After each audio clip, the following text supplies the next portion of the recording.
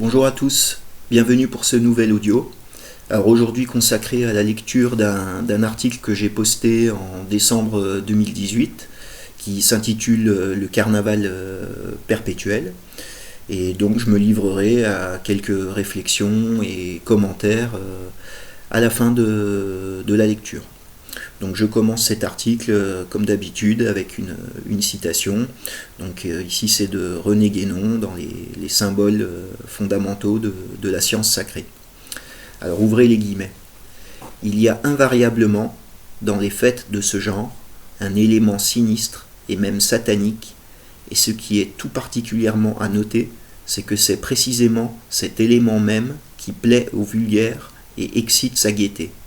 C'est là, en effet, quelque chose qui est très propre, et plus même que quoi que ce soit d'autre, à donner satisfaction aux tendances de l'homme déchu, en tant que ces tendances le poussent à développer, surtout, les possibilités les plus inférieures de son être. Fermez les guillemets. Donc je commence la lecture de mon article. Dans un article publié en 1945, intitulé Sur la signification des fêtes carnavalesques, René Guénon étudie le symbolisme profond, la raison d'être réelle et les enseignements suprahumains attachés aux fêtes de type carnavalesque qui existaient dans certaines civilisations traditionnelles. Guénon, dans un premier temps, donne diverses illustrations historiques de ce genre de festivités collectives en se penchant plus particulièrement sur celles qui se célébraient au Moyen Âge. Il évoque ainsi le carnaval, la fête des fous et la fête de l'âne. Nous pourrions également mentionner les mascarades, les charivaris, les farces, la procession de renards, les diableries et autres fêtes de type orgiaque, sans compter les saturnales ou les lupercales de la Rome antique. Fermez la parenthèse, et remarque leur caractère avant tout diabolique, à la fois grotesque, sacrilège, parodique et chaotique. En effet, lors de ces étranges fêtes populaires, l'ordre normal de la société se voyait singé et l'ensemble des facettes de l'existence était littéralement inversé. On avait alors l'image d'un véritable monde renversé où tout se faisait au rebours de l'ordre normal, nous dit Guénon. Les hiérarchies sociales et ecclésiastiques étaient bafouées. Les nobles se mêlaient aux serfs, le bas clergé commandait ses supérieurs, les clés des villes étaient données au bas peuple, les condamnés à mort siégeaient en lieu et place des seigneurs, etc. Les institutions sacrées et les offices religieux étaient profanés.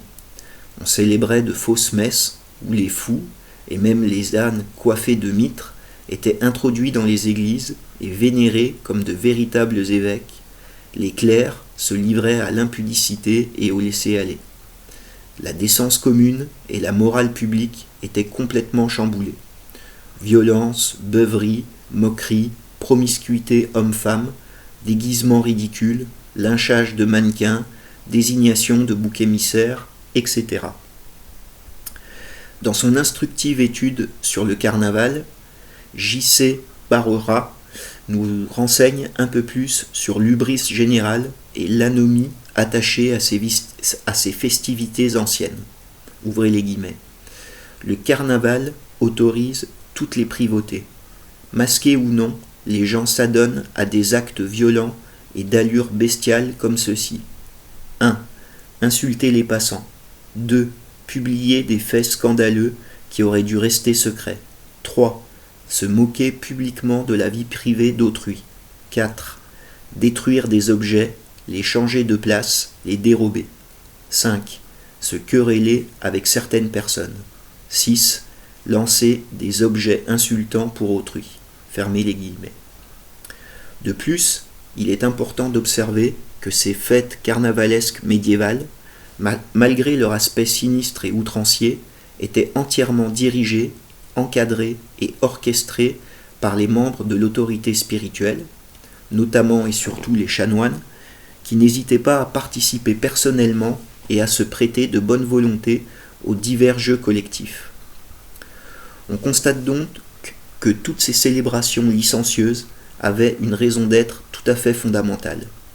Elles permettaient au clergé, qui se trouvait au sommet de la société féodale, ne l'oublions pas, de circonscrire, de maîtriser et de canaliser, dans un cadre spatio-temporel bien défini, les forces infrahumaines, le bas psychisme, les instincts grégaires, les tensions sexuelles et les pulsions de mort inhérentes aux foules et aux masses populaires.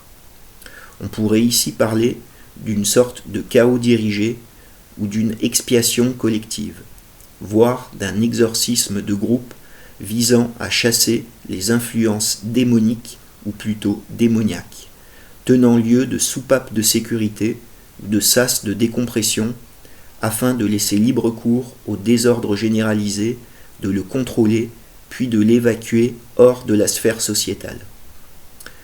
Guénon insiste également sur la signification profonde et les répercussions ontologiques que revêtait le port du masque carnavalesque pour chaque individu.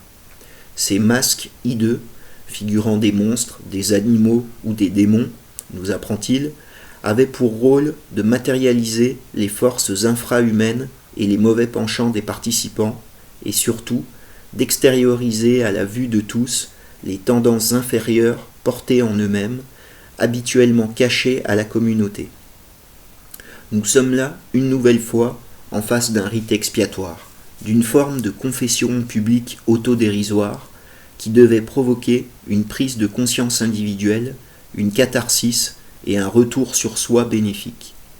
En clair, on peut avancer que les masques grotesques illustraient l'ego passionnel et sensitif qui se dissout dans la tombe et devait moquer la partie animale attachée à la survie et à la reproduction, c'est-à-dire l'âme basse de chacun, l'individualité contingente et passagère.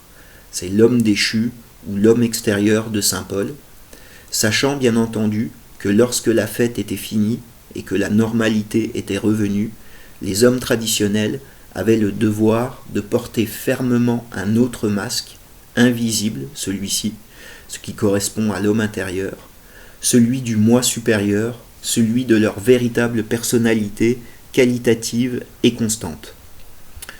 N'oublions pas à cet égard que le mot personne provient du latin persona, désignant le masque du théâtre, le rôle ou le personnage, et que suivant la mentalité si caractéristique du monde traditionnel, chaque être humain incarnait ici-bas un masque particulier du seul et unique être. Dans cette perspective, tout au long de son existence, l'homme jouait le rôle qui lui était attribué sur la scène de la grande comédie mondaine, ou de la tragédie, selon le point de vue, par le scénariste et metteur en scène de l'univers qui n'est autre que Dieu, la vraie personne, avec un grand P, de toutes les personnes qui ne sont en réalité personne. Étudiant le symbolisme de la marionnette humaine dans l'enseignement platonicien, le grand penseur pérennialiste A.K. Kumaraswamy délivre ces quelques phrases pleines de sagesse. Ouvrez les guillemets.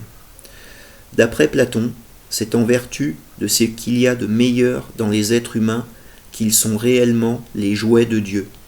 Et cette idée que leur vie est en réalité un amusement divin dans lequel leur part n'est libre et active que dans la mesure où leur volonté se fond avec celle de qui joue le jeu, est l'un des plus profonds discernements de l'homme. Devoir est exprimé en grec par dei ou deo, lié de la racine desmos, c'est-à-dire le lien par lequel, comme l'écrit Plutarque, Apollon lie toutes les choses à lui-même et les ordonne. Ce lien est précisément le fil d'or platonicien par lequel la marionnette doit être guidée si elle joue son rôle, évitant les mouvements discordants qui sont provoqués par ses propres désirs. Pour conclure notre article, on peut s'apercevoir que dans un paradigme traditionnel, la vie entière des individus et des sociétés, même dans le cas des fêtes grotesques qui peuvent sembler à première vue profanes, voire sacrilèges, est constamment conditionnée par une sacralité, est fermement guidée par une autorité spirituelle et est toujours reliée à un principe suprahumain.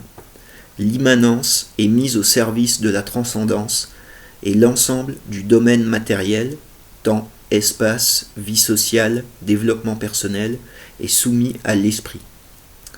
Enfin, après avoir rappelé dans une note l'étrange rapport entre l'expansion inquiétante de la sorcellerie à la fin du Moyen Âge, notamment les sabbats des sorciers marqués eux aussi par l'inversion du sacré et les actes à rebours, et l'abandon progressif des fêtes carnavalesques, René Guénon termine par cette longue phrase qui devrait tous nous faire réfléchir sur la médiocrité et la nocivité de notre société du spectacle actuelle. Ouvrez les guillemets. Ainsi, la disparition presque complète de ces fêtes, dont on pourrait, si l'on s'en tenait aux apparences extérieures et à un point de vue simplement esthétique, être tenté de se féliciter en raison de l'aspect de laideur qu'elles revêtent inévitablement, cette disparition, disons-nous, constitue au contraire, quand on va au fond des choses, un symptôme fort peu rassurant, puisqu'elle témoigne que le désordre a fait irruption dans tout le cours de l'existence et s'est généralisé à un tel point que nous vivons en réalité, pourrait-on dire, dans un sinistre carnaval perpétuel. Fermez les guillemets. Et c'est là que se termine mon article. Donc comme vous l'avez vu dans ce petit article, donc je pars d'un article de Guénon qui s'appelle Sur la signification des fêtes carnavalesques, un petit article qui m'a beaucoup marqué, qui est très intéressant, qui se trouve dans les symboles fondamentaux de la science sacrée, que je vous conseille vivement. Et donc comme je l'avais fait avec la vidéo de Julius Evola et le ski, j'aime beaucoup les articles qui partent d'un point précis, donc là en l'occurrence c'est les fêtes carnavalesques, pour arriver à un point de vue plus général et synthétique, et qui permettent de comprendre un peu le développement régressif, l'involution de notre société occidentale. Donc comme je l'ai dit dans cet article, on voit que les fêtes carnavalesques, donc, qui se caractérisent par l'inversion de tout, on voit que les hiérarchies sociales sont inversées, on donne les clés de la ville au bas peuple, les condamnés à mort, les bandits, on les habille en seigneurs et ils siègent sur un trône. On voit énormément de violence, de moquerie, on a l'aspect grotesque, voire presque satanique des déguisements et des attitudes des participants. Et contrairement à ce qu'on pourrait croire, ces fêtes n'étaient pas profanes, elles étaient encadrées fermement par le clergé, qui d'ailleurs n'hésitaient pas à se prêter au jeu et qui eux aussi inversaient leur hiérarchie. On voyait les petits curés s'habiller en évêques, on faisait rentrer, donc c'est aux fêtes de l'âne, on faisait rentrer des ânes et on leur mettait des mitres d'évêques et on pratiquait de fausses messes et des sacrilèges. Donc, comme je l'ai dit, dans une société traditionnelle, donc comme au Moyen-Âge, c'est de l'autorité spirituelle, le clergé, qui gère tous les actes du quotidien de la société, et donc qui pratique une ingénierie sociale positive. C'est-à-dire que, donc, comme je le dis, chaque acte du quotidien doit recevoir une signification symbolique et sacrale. Et donc, ces fêtes carnavalesques, qui suivent généralement la période de carême et une période de jeûne, tiennent lieu en fait d'expiation collective. On sait que les foules, les masses ont besoin d'exprimer des tendances inférieures qui s'expriment par la violence, le sexe, ce que Goethe appelait les influences démoniques, donc ça vient de démos, le peuple. Et donc on peut dire que toutes ces mauvaises influences, ces influences régressives, étaient encadrées et circonscrites par le clergé, donc un jour précis. Et donc c'était comme on pourrait presque parler d'un cercle, comme un cercle magique tracé sur le sol, et donc on contrôle en fait ces influences. Mais dès le lendemain de ces fêtes carnavalesques, j'allais dire, le cours normal de l'existence reprenait comme à son habitude. Par exemple, les condamnés à mort qui siégeaient à la place des seigneurs le jour de la fête carnavalesque étaient mis à mort le lendemain. Le seigneur reprenait sa place et chaque membre du peuple revenait à son occupation quotidienne. Alors j'ai insisté aussi, Guénon insiste sur le rôle du masque. Alors ce qui est intéressant, c'est que ces masques, qui sont souvent hideux ou grotesques, devaient représenter les mauvais penchants de chaque individu. Donc je sais pas, une personne gourmande aura un masque d'un glouton ou d'un cochon. Enfin, vous voyez, on montrait extérieurement à la société ses penchants extérieurs. Donc il y a un peu une forme de repentance et comment on pourrait dire, de montrer à la foule et aux autres membres son soi intérieur qu'on cache généralement le reste du temps. Donc je parle du mot personne, notre véritable personnalité. Au final, c'est le masque. On sait que personne, c'est le masque des acteurs. Et notre véritable personnalité, au regard de Dieu, c'est le rôle que nous a donné Dieu, quoi. Voilà, et donc le jour du carnaval, on montre ses mauvais penchants afin de l'expier et de se repentir. Alors, Guénon, à la fin, note que le fait que ces fêtes soient tombées en désuétude et qu'ils ne sont plus contrôlées par un clergé, sont devenus profanes, nous montre que les digues qui protégeaient la société symboliquement se sont écroulées et que le désordre maintenant, c'est sur tous les autres jours de l'année, il s'est répandu dans toute la société. Et donc il parle de carnaval perpétuel, hein, c'est une expression forte. Et aujourd'hui, on le voit partout, hein, tout est propice au déguisement. On peut le voir, je sais pas, dans les matchs de foot, les gens se peignent le corps. On peut penser à tout ce qui est manifestation, hein, même aux gilets jaunes, hein, c'est une forme de déguisement. On exprime sa colère, mais il faut toujours qu'il y ait un élément grotesque de déguisement. On peut penser au tatouage, à la société du spectacle, à la gay pride, ce genre de choses. Tout est propice à la fête et à la frivolité. Donc le désordre est repris partout.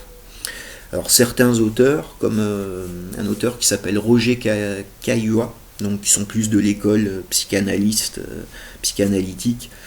voyaient dans les fêtes carnavalesques un retour de l'âge d'or.